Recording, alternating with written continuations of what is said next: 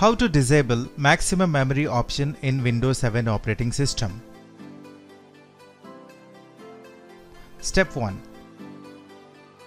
In Start type Run or press Windows plus R to open the Run window. Step 2. In Run command type msconfig. Step 3.